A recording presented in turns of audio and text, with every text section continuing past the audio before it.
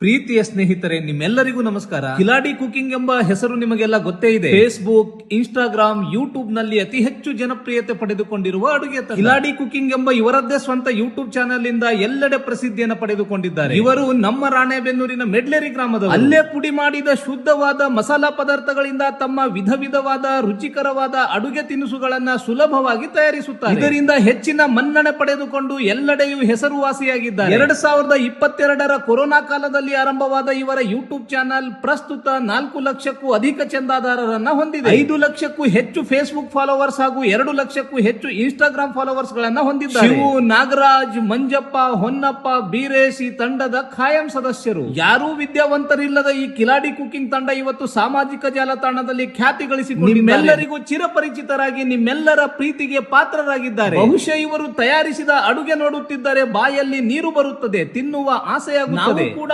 ಹೀಗೆ ಅಡುಗೆ ಮಾಡಬಹುದಲ್ಲ ಎಂಬ ಭಾವ ಮೂಡುತ್ತದೆ ಮನಸ್ಸಿನಲ್ಲಿ. ಪ್ರತಿ ಸೋಮವಾರಕ್ಕೊಮ್ಮೆ ನದಿ ತಟ ಹಾಗೂ ಸುತ್ತಮುತ್ತಲಿನ ಸುಂದರ ಜಾಗಕ್ಕೆ ಹೋಗುತ್ತಾರೆ. ಬೇಕಾದ ಅಡುಗೆ ಸಾಮಗ್ರಿಗಳನ್ನ ಖರೀದಿಸುತ್ತಾರೆ. ನಮ್ಮೆಲ್ಲರಿಗೂ ಮೆಚ್ಚುಗೆಯಾಗುವ ಅಡುಗೆ ತಯಾರಿಸುತ್ತಾರೆ. ಫೇಸ್ಬುಕ್, ಇನ್ಸ್ಟಾಗ್ರಾಮ್, ಯೂಟ್ಯೂಬ್ ನಲ್ಲಿ ಲಕ್ಷಾಂತರ ಫಾಲೋವರ್ಸ್ ಗಳನ್ನ ಗಳಿಸಿಕೊಂಡು ತಮ್ಮದೇ ಆದ ಛಾಪು ಮೂಡಿಸಿದ್ದಾರೆ. ಯಾರ ಹಂಗಿನಲ್ಲಿಯೂ ಬದುಕಬಾರದೆಂದು ತಮ್ಮದೇ ಸ್ವಂತದ್ದೊಂದು ಬ್ರಾಂಡ್ ನಿರ್ಮಿಸಿಕೊಂಡಿದ್ದಾರೆ. ಯೂಟ್ಯೂಬ್ ನಿಂದ ಬರುವ ಅಲ್ಪ ಸ್ವಲ್ಪ ಆದಾಯದಲ್ಲೇ ಬದುಕು ಕಟ್ಟಿಕೊಂಡಿದ್ದಾರೆ. ವಿದೇಶಗಳಲ್ಲಿಯೂ ನಮ್ಮನ್ನ ಇಷ್ಟಪಡುವ ಜನರಿದ್ದಾರೆ.